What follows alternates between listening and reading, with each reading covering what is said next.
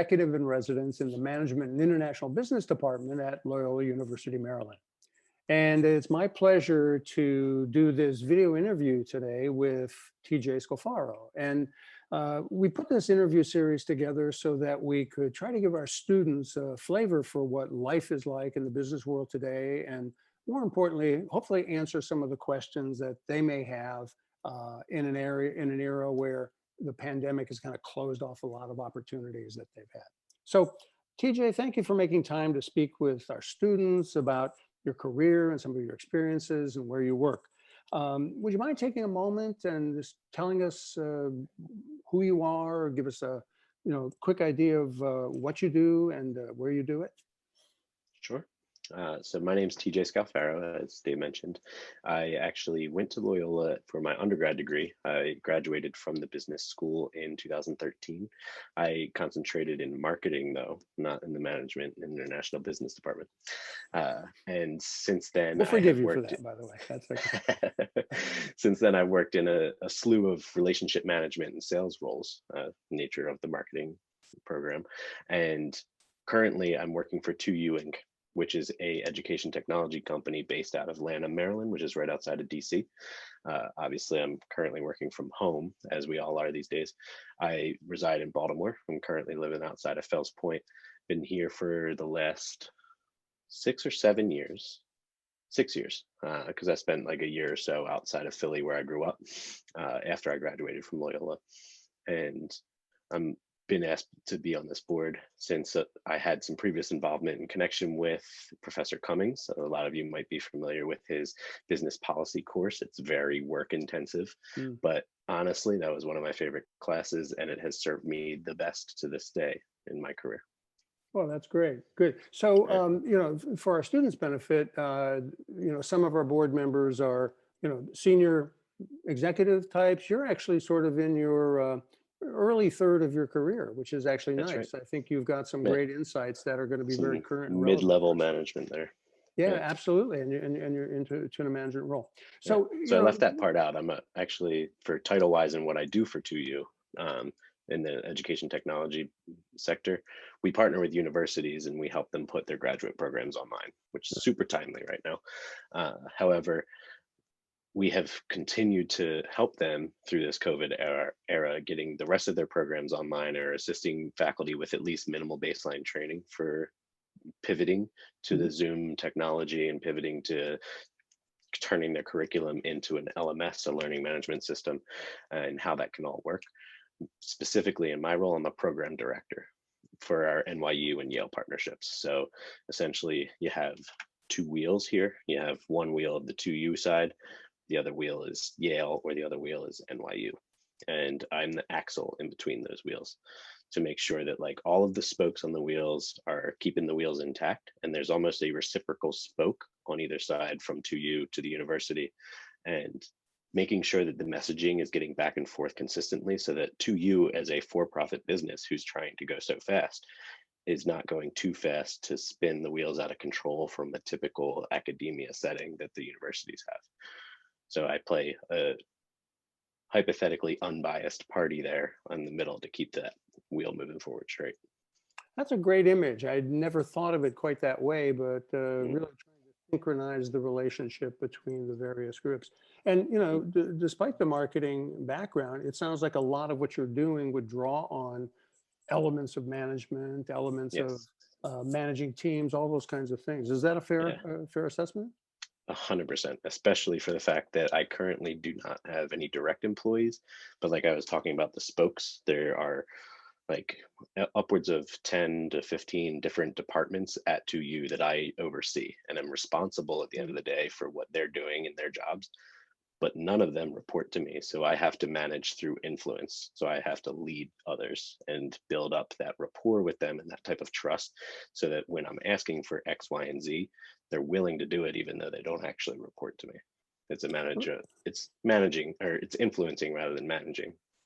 That's which is really a powerful skill, right? You have to manage up to your boss, you have to manage laterally to the peers you work with. In your case, you've got to manage across organizational boundaries. That's pretty amazing. Yes, you have to manage up externally, which is even trickier. I That have to is navigate a fantastic. relationship with a dean at a university of Yale and try to get him to do something that we need as a business for 2U. Could you give us an example of one or two of the things that you would do in, if I'm using this correctly, managing a project or managing the relationship? Sure. Let's go super timely. The GRE, there's a lot of research out there, whether there is validity behind the GRE or not, right? Mhm. How accurate is a GRE score to say how well a student is going to do in terms of their aptitude for a certain program at the master's level. So that's something that we have been talking with one of our university partners on do you really want to leverage the GRE the way you currently do in terms of an application requirement? And with the onset of COVID, actually, it helped us in a timely manner where students weren't able to go to GRE testing centers anymore. So it gave the program an opportunity to explore the idea of a temporary pause on requiring the GRE. And then now we're running the data and analytics and following those students as they've entered the program to see how they're performing academically, and then can take that data to help show them, hey, actually, look at these students. They're in the rigor of this program that was requiring the GRE. And now, because of the temporary exception, because of the current COVID environment, they're actually doing pretty well in the program. At least that's the fingers what you cross, that we're going to see how they do. We don't actually have the outcomes of that data yet, but something like that I can take to the partner externally to help 2U as a business grow and expand the program. Because obviously, if you remove the GRE requirement, you're going to be able to recruit and bring more students in the door, and it removes that hurdle in order to get into the program, which then increases enrollments, increases revenue on both sides for us and the partner. Wonderful. So really, you're Right. solving both your and the partner's business problems. I mean, which is really Yeah. a great thing to do.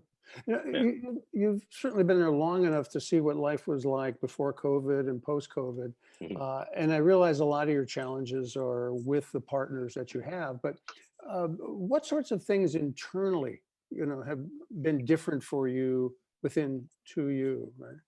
Yeah. Um, so what was interesting, we were talking a bit about this today at work. We were all reflecting on prioritization versus like how it was before COVID, and time management and prioritization now during COVID. So when COVID first hit, we were all forced to go home. And because we were forced to be from home, we weren't in the office anymore. And we felt the need to meet every morning and have a sync as a team or a department or something like that. And then that happened across the board in all the different functional areas that I interact with. So meetings highly increased. My Google Calendar was completely stacked every day. And then at the end of the day, I'm just sitting on Zoom all day and I never got anything done, but my to-do list grew. And when do I get that done then? After hours. That's not sustainable. So No. as COVID has gone on, we've learned how to adjust some, or at least I personally have learned how to adjust to some of that and really take a critical look at those meetings. Which ones do I actually need to have, or which one can maybe be solved in an email? Which ones can I delegate responsibilities to somebody else to say, hey, these were the items that I was going to maybe want to address in this meeting with whoever we're meeting with, and can you take it from there?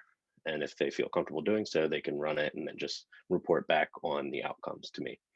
So And it then sounds like actually the work has gotten yeah, almost a little more logical in some ways. Maybe it that's not the has a case, little bit.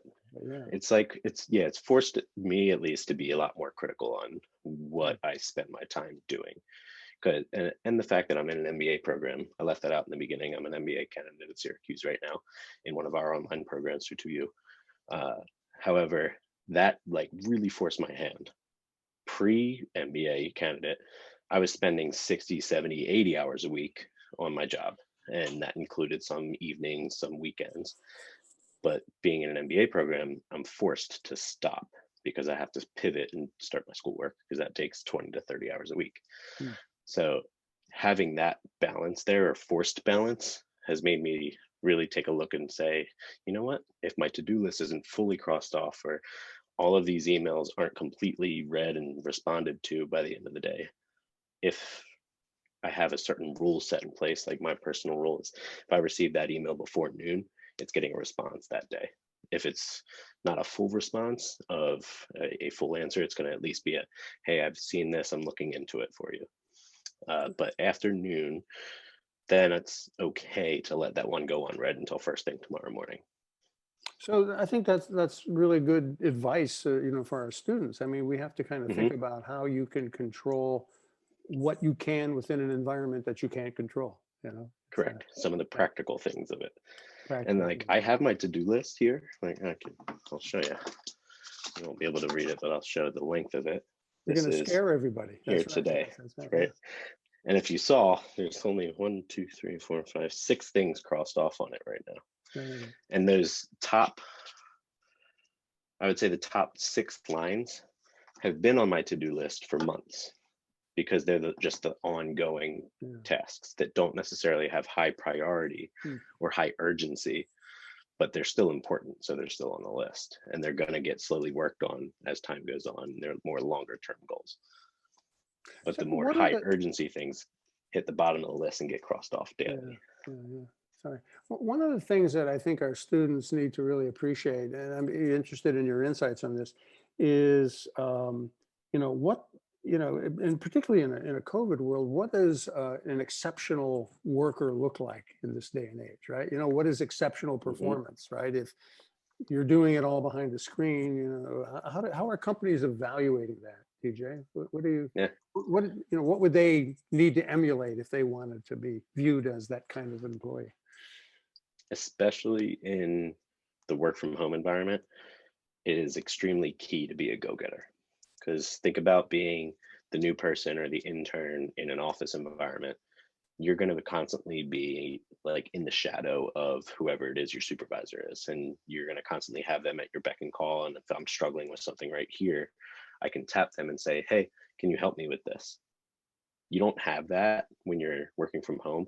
So you need to recognize that that physical boundary that wasn't actually there. Like I'm looking at you right now, Dave, and there is what seems like a virtual boundary between our windows on the screen.